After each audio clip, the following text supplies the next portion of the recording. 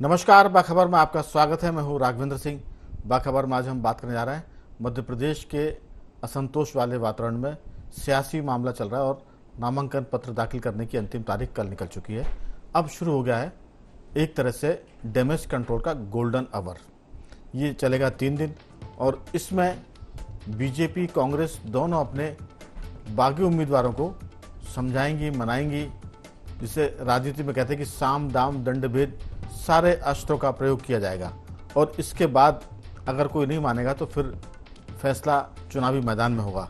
तो मान भी जाओ, ये हर दल के प्रत्याशी अपने विरोधियों को, अपने पार्टी के असंतुष्टों से कह रहे हैं, क्योंकि उनके ना मानने से, उनकी बगावत से मुसीबतें बढ़ने वाली है। कई सीटें ऐसी है जहां एक तरह से 1500 वोट के अंतर से जहां हार जीत होगी, वहां बगावत करने वाले पूरा गणित बिगाड़ सकते हैं। और कई बार ऐसे प्रत्याशी जो सीनियर होते हैं, 5 बार 6 बार के चुनाव लड़ने वाले होते हैं, उनके खिलाफ एंटी इनकम्बेंसी होती है और हार जीत का मार्जिन कई बार 2-4 हज़ार के बीच का होता है। ऐसे में बागी उम्मीदवार उनकी नैया डुबा देते हैं या उनका गणित गड़बड़ कर देते हैं। आज हम इसी पर बातचीत करेंगे कि डैमेज कंट्रोल के गोल्डन आवर, ये मान मनोबल का दौर शुरू हो गया है।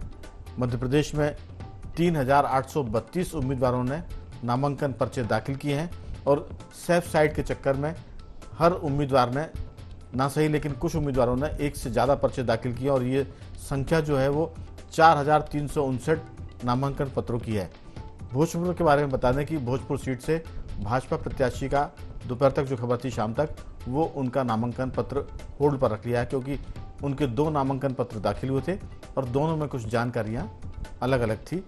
उनके पुत्र का नामांकन पत्र निरस्त हो गया है। भोजपुर से भाजपा के प्रत्याशी हैं सुरेंद्र पटवा, जो पूर्व मुख्यमंत्री सुंदरलाल पटवा के भतीजे हैं।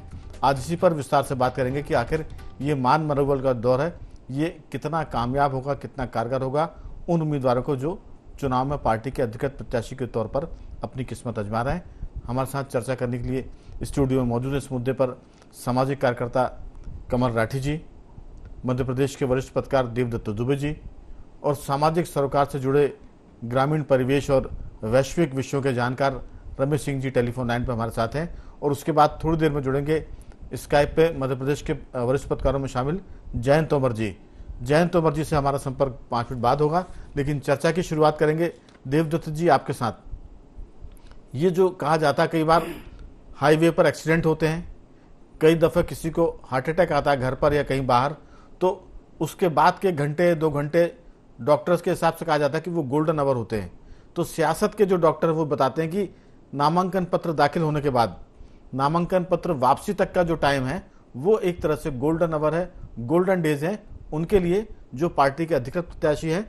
और अपने नाराज उम्मीदवारों को मनाने के लिए अगर वो सफल होते हैं तो उनकी जीत के जो रास्ते में कांटे हैं वो थोड़े से कम हो जाएंगे, और नहीं तो फिर उनके रास्ते बड़े कंटकपूर्ण होंगे। इसी पर विस्तार से बात करेंगे कि मध्य प्रदेश में भाजपा और कांग्रेस के जो बागी हैं उनमें से कई तो बसपा, समाजवादी पार्टी और आम आदमी पार्टी के प्रत्याशी बन गए हैं, लेकिन कुछ ऐसे जो निर्दलीय भी खड़े हो गए हैं। आपकी राय कि ये डैमेज कंट्रोल की जो टीम रहेगी बीजेपी कांग्रेस की, वो कितनी कारगर होगी और कितने लोगों को मना पाएगी? देवदत्त जी। बिल्कुल राघवन जी, जिस तरह से मध्य प्रदेश में भाजपा और कांग्रेस के बीच कड़ा मुकाबला चल रहा है, उसमें एक एक वोट के लिए प्रयास किए जा रहे हैं। ऐसे में जो लोग नाराज हो गए, टिकट नहीं मिला और कारणों से जिन्होंने फॉर्म भर दिए, अब उनकी वापसी के लिए बहुत तरीके अपनाए जा रहे हैं। कांग्रेस की जो रणनीति बनी है उसमें सीधा सीधा कहा जा रहा है कि आप जो अच्छा बागी है, जो 5-10 हजार वोट ले जा सकता है, कि आप मान जाओ, पार्टी को जिताओ, आपको सरकार बनने पर निगम मंडल में एडजस्ट किया जाएगा। या एक विधान परिषद का भी कांग्रेस बात कर रही है कि हम विधान परिषद का गठन करेंगे, तो कुछ लोगों को वहां भी एडजस्ट करने की बात कर रही है। और भाजपा में तो गृह मंत्री अमित शाह सब प्रत्याशियों को, पार्टी पदाधिकारियों को स्पष्ट कह ही गया है कि सबको मना लो, रूठों को जो भी जो जैसे माने। और अभी ये जो आपने कहा ना गोल्डन आवर चल रहा है, 2 तारीख की शाम के बाद फिर क्या होगा, फिर नोटिस जारी होंगे, फिर ये सब होगा। लेकिन अभी सबको मान मनोबल हो रहा, और प्रत्याशी भी समझते हैं कि यदि कोई पार्टी में सम्मानजनक बात हो गई तो फिर वो वापस ले लेते हैं, क्योंकि आप जानते हैं कि 2 दलीय व्यवस्था ज्यादातर है मध्य प्रदेश में, और कुछ जो सफलताएं मिलती हैं, कई बसपा सपा, या इस बार आपको भी एक आध दो सीट मिल सकती है, लेकिन निर्दलियों का ज्यादा भविष्य होता नहीं मध्य प्रदेश में। और ऐसे कोई निर्दलीय दिखाई भी नहीं दे रहा है जो दमखम वाले या जो जीतने वाले हो। जी। तो ऐसे में फिर वो समझौता ही करना बेहतर समझते हैं कि पार्टी से कोई सौदा हो जाए कि हमें पार्टी में फिर बहुत महत्व मिलेगा इसके बाद।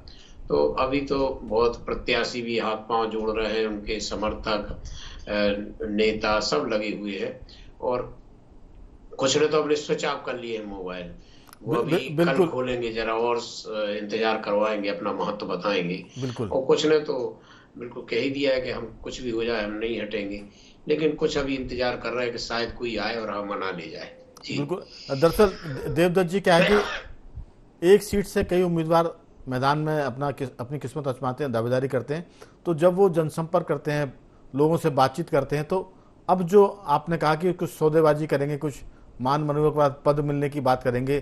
कांग्रेस ने कह दिया कि वो विधान परिषद बनाएगी तो उसमें एडजस्ट कर लेगी, और कुछ ये भी कहते हैं कि हम 5 साल से मेहनत कर रहे थे तो बहुत सारे पैसे हमारे खर्च हो गए हैं। तो कई बार वो ये भी कहते हैं कि इतने पैसे खर्च हो गए हैं, हमें वो पैसे आप दे देंगे तो हम पार्टी के लिए मैदान छोड़ देंगे। तो ये बहुत सारे तरीके, जैसे मैंने शुरुआत में कहा था कि साम दाम दंड भेद, तो ये बहुत सारी बातें हैं जिस पर हम बात करेंगे विस्तार से। हमारे साथ जयंत तोमर जी जुड़ गए हैं ग्वालियर से। मध्य प्रदेश की में भोपाल की हम बात करें तो यहाँ उत्तर भोपाल की जो सीट है वो कांग्रेस का गढ़ है, लेकिन इस बार कांग्रेस के गढ़ में थोड़ी सी कलह है। आरिफ अकील वहाँ से उम्मीदवार अभी तक रहे हैं, लेकिन इस बार उनके पुत्र अतीफ अकील जो है वो उम्मीदवार हैं, और यहीं पर उनके सगे भाई आरिफ अकील के वो भी दावेदारी कर रहे हैं, निर्दलीय फॉर्म भर दिया उन्होंने। तो एक सीट तो भोपाल उत्तर की हो गई जो कांग्रेस का गढ़ है। दूसरी जो बात है वो एक तरह से हुजूर सीट है भोपाल की, वो भाजपा का गढ़ है, लेकिन वहाँ भी बगावत कांग्रेस की तरफ से हो रही है।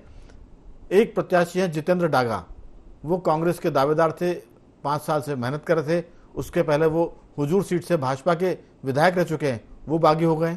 तो बहुत सारी बातें हैं। हम देखेंगे कि विंध्य क्षेत्र में, चंबल में तो जैन जी बागी का मतलब होता था कि जो समाज के अत्याचारों के खिलाफ बगावत करे उसे बागी कहते थे, और वो कई बार बंदूक लेके चंबल में कूद जाया करते थे।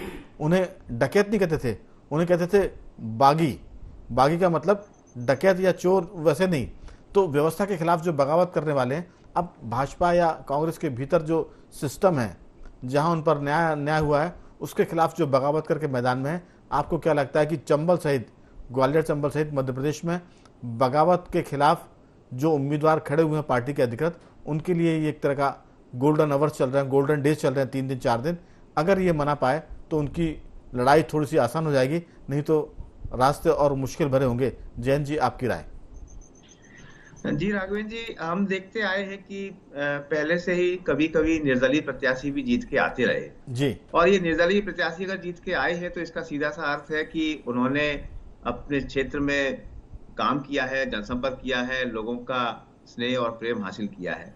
अब ऐसी स्थिति में अगर ये जिनको हम बागी उम्मीदवार कह रहे हैं, वो चाहे किसी भी पार्टी के हों, कांग्रेस से हों या भाजपा से हों, अगर ये जीत के आ जाते हैं तो निश्चित रूप से इन राजनीतिक दलों को अपनी गलती का एहसास होना चाहिए कि हमने शायद उस उम्मीदवार के साथ न्याय नहीं किया था, जबकि इस उम्मीदवार को हमें टिकट देना चाहिए था। तो इस तरह के कई उम्मीदवार हैं, वो ग्वालियर चंबल में भी हैं, वो पूरे मध्य प्रदेश में जहां जहां से हैं, और जिनके जीतने की संभावना भी है। तो पार्टियां क्या देखती हैं, हम सब ने देख लिया, चाहे वो बीजेपी में हो चाहे कांग्रेस में हो, कुछ टिकट ऐसे दिए गए हैं जिनको लेके लोगों में आश्चर्य भी था। बाद में कुछ टिकट बदले भी गए। दतिया का केस हम लोगों को मालूम है, कुछ और उधर नर्मदापुरम के कुछ केस हम सबको मालूम है। तो ये जो टिकट बदले गए हैं, ये अब उनकी गलती का एहसास है, चाहे वो किसी भी राजनीतिक दल के रहे हो। तो ये बागी उम्मीदवार तभी हुए हैं जब उनके साथ लेकिन जैन जी, कुछ गलतियों का एहसास कराने के लिए बागी हो गए हैं और कुछ अवसरवादी भी बागी हो गए हैं। अब आपके चंबल, मैंने अपने चंबल की हम बात करें तो मुरैना से भाजपा के नेता रहे हैं रुस्तम सिंह, वो पूर्व आईएएस हैं, जीवन भर वो आईपीएस रहे, आईएएस नहीं आईपीएस थे वो, और उसके बाद बीजेपी से वो प्रत्याशी बने, बाद में वो सरकार में मंत्री भी हुए। तो जिंदगी भर आईपीएस रहे, फिर राजनीति में आते तो विधायक बनते और फिर मंत्री बन जाते हैं। अब उन्हें टिकट नहीं मिला तो मुरैना से उनके बेटे भाजपा से बगावत करके बसपा के उम्मीदवार हो गए। तो ये बगावत कम है, अवसरवादिता ज़्यादा है। ऐसे हर पार्टी में आपको मिल जाएंगे जिसको हम बागी का नाम देते हैं, कई बार वो बागी नहीं होते, अवसरवादी होते हैं। अब सुमावली की बात करें तो वहाँ कुलदीप सिंह सिकरवार, कई ऐसे भी आपके यहाँ टिकट हुए हैं अपने चंबल क्षेत्र में जहाँ पहले वो कांग्रेस से टिकट मिल गया, कांग्रेस से टिकट बदल दिया तो वो बसपा में चले गए, और जिनको बसपा से टिकट मिला था कांग्रेस ने उनको पलटकर अपनी पार्टी से टिकट दे दिया। तो ऐसे बड़े अटपटे और थोड़े से रोमांचक घटनाक्रम भी हुए हैं जो नाम वापसी के बाद और क्लियर हो जाएगा मामला। तो ये सब चीज़ें हमें लगता है कि चर्चा का विषय तो है ही है, ये इस बात का विषय भी है कि हम बागी तो हैं लेकिन बहुत से उसमें अवसरवादी भी हैं, और जनता को उन अवसरवादियों को जरूर, वो किसी भी पार्टी को, उनको थोड़ा सा टारगेट करना चाहिए। आपकी राय इसमें, फिर मैं आऊँगा रमेश जी के पास और राठी जी के पास। अवसरवादी हैं जी लेकिन जैसे राकेश सिंह का मसला है, वो जिला पंचायत अध्यक्ष बनने जा रहे थे जी और उसी समय तत्कालीन भाजपा अध्यक्ष, प्रदेश भाजपा अध्यक्ष नंद कुमार सिंह चौहान ने उनसे कहा कि आप अपनी उम्मीदवारी को वापस ले लीजिए और इसकी भरपाई हम भविष्य में कभी ना कभी करेंगे। जी। अब नंद कुमार सिंह चौहान है नहीं, राकेश सिंह ने वहां पर लगातार 10 साल से काम किया है उस अपने क्षेत्र में, और उनकी शिकायत ये है कि भाजपा ने उनको जिला स्तर पे भी कहीं कार्यकारिणी में स्थान नहीं दिया। तो ये कुछ बातें हैं। अब इसी में मैं एक चीज जोड़ूंगा आपकी इस बात में। नंद कुमार सिंह चौहान जो स्वर्गीय भाजपा के प्रदेश अध्यक्ष रहे हैं, सांसद भी रहे हैं, उनके खुद के बुरहानपुर क्षेत्र से भी उनके बेटे ने बगावत कर दी है। वहां से बुरहानपुर से बीजेपी ने जिन प्रत्याशियों को टिकट दिया है, अर्चना चिटनीस को, वो अपने पिताजी की मृत्यु के बाद वहां से टिकट मांग रहे थे, उनको नहीं मिला। लोकसभा का फिर विधानसभा का टिकट का दावा था, वो भी टिकट नहीं दिया। तो ऐसे बहुत से मामले। लेकिन जी जैन जी। जी राघवेंद्र जी, तो उसी बात पे आ रहे हैं कि किस तरह से कुछ लोगों ने अवसरवाद का उदाहरण पेश करते हुए और अपने को बागी भी बता रहे हैं जी। उसमें भिंड के जो विधायक संजीव सिंह कुशवाहा, उनके पिताजी रामलखन सिंह कुशवाहा सांसद रहे, कई बार सांसद रहे, और उन्होंने पहले बीएसपी से चुनाव लड़ा था, फिर बीजेपी में आ गए, और इस बार जब उनको टिकट नहीं मिला तो फिर वापस बीएसपी में चले गए। जी। ये जो पटवारी घोटाला हुआ, उनका जो सेंटर है उसकी भी कॉलेज का जो सेंटर है उसमें उनका नाम आया था कि वहां से शायद पर्चे लीक हुए थे। जी जी जी, तो वही सेंटर है। ये दागियों को तो ठीक है, लेकिन कई बार ऐसा हुआ कि पहले टिकट नहीं मिला, वो बागी हो गए, अब टिकट मिल गया तो फिर बागी होने के बाद वो बसपा से चले गए थे, फिर वापस लौटकर अपनी पार्टी में लौटा है। तो ये जो अवसरवादिता होती है कि आप पल में तोला पल में माशा हो रहे हैं, तो आखिर आपका राजनीतिक चरित्र क्या है, इस पर हम बात करेंगे फिर कभी और। लेकिन अभी तो गोल्डन आवर पर बात कर रहे हैं। रमेश सिंह जी, आपकी राय की राजनीति में बगावत तो होती है अन्याय के खिलाफ, लेकिन ये जो सौदेबाजी है जिसको अवसरवादिता कहते हैं, इसके खिलाफ पार्टी के पास कोई उपाय नहीं होता, और कई बार वो सौदेबाजी में फंस जाती है। और जनता को ऐसे जो सौदेबाज होते हैं उनके खिलाफ कुछ ना कुछ जरूर मतदाताओं को सोचना चाहिए, क्योंकि सौदेबाजी को अगर आप प्रेशर देंगे तो लोकतंत्र कहीं ना कहीं कमजोर होगा। रमेश जी। राघवेंद्र जी, ये जो वो सौदेबाज होती है, सौदेबाजी, तो राजनीतिक दलों को चुनाव, राजनीति करते चुनाव जीतने के लिए, सत्ता के लिए, तो इस बिंदु पे आके राजनीतिक दल मजबूर हो जाते हैं, उन्हें इनको मैनेज करना पड़ता है। आम आदमी का जहां तक सवाल है, तो ये जो राजनीतिक कार्यकर्ता होते हैं, पार्टी के नेता होते हैं, और जो बगावत करते हैं, ये कहीं ना कहीं जनता से जुड़े रहते हैं, और जनता की, भले वो आपकी नजरों में बगावत हो, पार्टी की नजरों में बगावत हो, लेकिन जनता से जुड़ाव रहता है। एक खास जनता का एक वर्ग होता है जिससे जुड़ाव होता है, और वो जनता उनको चाहती है, इनको टिकट मिलना चाहिए। अब मैं आपको बताऊं, इस बार सर्वे हुए थे दोनों पार्टियों के, सर्वे में पहले नंबर पे, दूसरे नंबर पे नाम थे, ज्यादातर उनको दिए हैं, लेकिन कई टिकट ऐसे दिए हैं जो सर्वे में नहीं थे। सर्वे में जैसे अपना बुद्धि का कांग्रेस का ले लीजिए, सर्वे में मस्तान सिंह का कहीं नाम नहीं था लेकिन टिकट मिल गया, ऐसे कई जगह हुए हैं।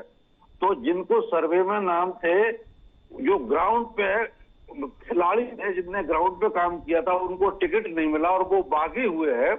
तो मैं आपको एक बात बता दूं राघवेंद्र जी, कि भले वो मान जाए, निगम मंडल के नाम पे मान जाए, विधान परिषद के नाम पे मान जाए, कुछ लेन देन के नाम पे मान जाए, लेकिन वो पार्टी को डैमेज जरूर करेंगे, क्योंकि वो कभी नहीं चाहेंगे कि उनकी बनाई हुई जमीन पे कोई और फसल काटे। बिल्कुल। दूसरी बात मैं आपको एक बात और बता दूं कि जो मजबूत बागी होते हैं उनको दूसरी पार्टी वाले पैसा देते हैं कि लड़ो आप, हम आपको पैसा देंगे, हमारी पार्टी की सरकार अगर आई और आपने जितने ज्यादा वोट काटेंगे तो उसके आधार पर हम आपको निगम मंडल भी देंगे, आपको और जो दूसरे पद है वो भी देंगे, आर्थिक लाभ भी देंगे, आपके काम भी होंगे। और अब तो ये जो सोचा है विधानमंडल का, ये दोनों पार्टियां छोड़ रही है कि विधानमंडल अगर बन गया तो आपको विधान परिषद में लाके और मंत्री भी बना देंगे। वादा करने में क्या लगता। हालांकि मैंने ये देखा है कि सरकार बनने के बाद ये बागियों को कुछ नहीं मिलता। अब आम आदमी जो है वो इनको दंड इसलिए नहीं देता क्योंकि इनका जुड़ाव आम आदमी से कहीं ना कहीं होता। बिल्कुल। लेकिन अब जहां तक सौदेबाजी की बात है, रमेश जी और मैं राठी से पूछूंगा, अब सौदेबाजी में तो जो बागी सौदेबाजी करते हैं उनसे ज़्यादा बड़े सौदेबाजी तो पार्टियां खुद करती हैं। सौदेबाजी करके सरकार गिरा देती हैं, सौदेबाजी करके सरकार बना लेती है। तो हम सिर्फ एक लीडर की बात करें कि वो सौदेबाजी कर रहा है, यहाँ तो पार्टियां सौदेबाजी कर लेती हैं। तो राठी जी, दरअसल सियासत में बगावत करना अलग बात है, सौदेबाजी करने के साथ साथ किसी को मुश्किल में डालना और किसी दूसरे का हित साधना, ये भी एक राजनीति का हथकंडा हो गया है। और इसको भी लोग राजनीति या रणनीति मानते हैं कि हमने रणनीति के तहत एक दलित या कमजोर तबके के वर्ग को व्यक्ति को खड़ा कर दिया तो बहुत सारे वोट जो हमको नहीं मिलने वाले थे वो उसके खाते में चले गए और हम चुनाव जीत गए। तो ये बहुत सारे गणित है जो लगाते हैं लोग। कई बार उम्मीदवार खड़ा भी करते हैं, कई बार उम्मीदवार बैठाए भी जाते हैं। और पदों का लालच तो सबको, क्योंकि राजनीति में कोई साधु बनने तो आता नहीं, अब तो साधु भी राजनीति करते हैं। तो कुछ छोड़ने के लिए नहीं, सियासत तो पाने के लिए होती है। आपकी राय, ऐसे कम लोग होते हैं जो सियासत में कुछ देने के लिए आते हैं और लेने के लिए कम होते हैं। बिल्कुल, मैं आपकी बात से सहमत हूँ। और बगावत के जितने पर्यायवाची शब्द हो सकते हैं, शायद पूरी अभी तक की अपने डिबेट में वो सब शब्द सामने आ चुके हैं। और बगावत तो कहने की बात है, बगावत शब्द ही इस्तेमाल नहीं होना चाहिए। दूसरा जो आपने कहा कि राजनीतिक दल हो, विधायक पार्षद हो, सांसद हो, अब वो जो पहले एक पार्टी की लाइन होती थी, एक आदमी का मतलब वो पार्टी के पूरा काम करने का एक तरीका और उसकी पूरी एक लाइन और एक थ्योरी होती थी कि ये हमारे सोच है। उस सोच पे काम खत्म हो गया। अब अवसरवादिता पे पूरा काम है, सत्ता सुख, प्रभाव, और हमें जो गाड़ी घोड़ा मिल जाए, हमारे आगे पीछे लोग रहें, उसी के लिए पूरा का पूरा चुनाव राजनीति रणनीति किस तरह से पैसे कमा लें। बिल्कुल, ये इसी पे राजनीति और रणनीति टिकी है, चाहे किसी भी दल की हो। जी, हम ऐसे मध्य प्रदेश में एग्जाम्पल हैं जो बसपा से चालू हुए और बसपा से चालू होने के बाद सपा, फिर कहीं बसपा में आए, फिर सपा में आ गए, सपा से आने के बाद कांग्रेस में आ गए, फिर भाजपा में आ गए, फिर निर्दलीय भी लड़ लिए। तो ऐसे एग्जाम्पल भी हैं मध्य प्रदेश में। तो मुझे ये लगता है कि हाल की बात है कि रीवा में श्रीनिवास तिवारी के जो पौत्र हैं, एक दिन पहले तक वो कांग्रेस से टिकट मांग रहे थे। जब टिकट नहीं मिलता तो वो दूसरे दिन भाजपा में शामिल होते हैं और बीजेपी उनको टिकट दे देती है। तो ये 24-24 घंटे में जो पार्टियां बदल कर टिकट पाते हैं, इसको बगावत कहें कि अवसरवादिता कहें कि अन्याय के खिलाफ लड़ना कहें, ये बहुत सारे शब्द ढूंढने पड़ेंगे। लेकिन सवाल ये है कि राजनीति में जो पार्टी की लाइन होती है उस पर चलने वाले कम मिलते हैं। मैं देवदत्त जी के पास पहुंचूंगा। देवदत्त जी, अभी मैं एक सुन रहा था, मुझे खबर आई कि रायसेन जो सीट है, सांची सीट जिसे कहते हैं रायसेन जिले की, वहां भाजपा के लंबे समय से उम्मीदवार बनते थे डॉक्टर गौरीशंकर शेजवार। पिछले चुनाव में उनको टिकट नहीं मिला, कांग्रेस से भाजपा में आए डॉक्टर प्रभुराम चौधरी जो सिंधिया जी के साथ आते उनको टिकट दे दिया। वो नाराज थे क्योंकि उसके पहले उनके बेटे को टिकट मिला था, मुदित शेजवार को। मैं सुन रहा था कि वो कहते कि भाई पार्टी में जो आदमी संचालन करता है, जिसके पास पद होते हैं, उससे मार्गदर्शन लेना चाहिए। मैं बड़ा लीडर रहा था लेकिन आज मैं पार्टी ऑफिस में काम मांगने आया हूं, क्योंकि जिसके पास जिम्मेदारी है, काम का आवंटन तो वही करेगा, काम का बंटवारा वही करेगा। तो ऐसे कम लोग होंगे जो सच्चाई से रूबरू होकर, हकीकत को जानकर अपने आप को बदल लें। तो उनका कहना था कि हम लोग तो पानी की तरह हैं, जैसी व्यवस्था होती है पार्टी की उस व्यवस्था पर काम करते हैं। ऐसे लोग बागी भली ना हो, नाराजी उनकी होती है और पार्टी वो नाराजी दूर करती है, और कई बार वो खुद अपनी नाराजी को दूर कर लेते हैं। आपकी राय? बिल्कुल, ये तो बहुत कम आज के दौर में ऐसा होता है, क्योंकि अधिकांश लोग तो अवसर की तलाश में है कि हमें कैसे भी एंड के एंड पे विधायक बनना है, पद लेना है। जी लेकिन सेजवार जी का अलग मामला है, बहुत पुराने नेता है और उनका बेटा है जो मुदित सेजवार इस समय भाजपा कार्यालय में प्रदेश अध्यक्ष की टीम में आईटी सेल का काम देख रहा है। तो स्वाभाविक उसने भी सलाह दी होगी कि आप यहाँ आइए और जो भी काम जिम्मेदारी सौंपी जाती है, तो ऐसे लोग हैं जिनको मान मनोबल की भी जिम्मेदारी दी जा सकती है। जी तो ये तो लोगों के धैर्य की बात है, संयम कौन कितना बरतता है। कई लोगों को आगे जाके बहुत इसका प्रतिफल भी मिल जाता है, और जो लोग अवसर को मान कर कूद जाते हैं वो कई बार बेचारे, अब क्योंकि दलों के सामने लड़ना भी बहुत टेढ़ी खीर है। जी आज राघवन जी ऐसी समस्या हो गई कि ईमानदार और गरीब आदमी तो चुनाव लड़ने की सोच नहीं सकता, इतने महंगे चुनाव हो गए हैं कि वो तो अब कल्पना ही नहीं कर सकता। और ऐसे में जो बागी होते हैं वो अपने संसाधन से सब उससे करते हैं, क्योंकि पार्टी का यदि टिकट होता है तो कम से कम 20-25 हजार से मीटर शुरू होता कि वोट, इतनी वोट तो हर दोनों दल की है किसी न किसी के। बिल्कुल। लेकिन जब बागी होके खड़े होते तो एक वोट से शुरू करना पड़ता है और 10,000 पहुंचने में ही पसीना आ जाता है। बिल्कुल। तो अभी तो जो लोग समझदार हैं वो पार्टी के साथ रहेंगे कि अभी इतना बड़ा दल है तो उनके साथ चाहे कांग्रेस हो चाहे भाजपा, लेकिन जिनको बेताबी है तो वो जरूर बागी हो गए। और अब जो अगले 24 घंटे हैं वो बड़े महत्वपूर्ण हैं। बिल्कुल। कौन किसको मना पाता है, दोनों दलों के रणनीति तैयार हो गई है। एकदम समय असल में पार्टी के खिलाफ वो भी चले जाते हैं जिनको लगता है कि अब हमारे जीवन में राजनीति का ये अंतिम अवसर है, अब इलेक्शन नहीं लड़ पाए तो फिर हम आगे, हमारी पॉलिटिकल लाइफ खत्म। जैन जी, जिनके सामने राजनीति के अवसर समाप्त हो रहे हैं उम्र के लिहाज से या किसी और लिहाज से, वो जरूर बगावत कर रहे हैं, आपकी इसमें बहुत संक्षेप में राय। जी बिल्कुल राघवेंद्र जी, देवदत्त जी ने जो कहा और आपने जो कहा वही बिल्कुल सही बात है।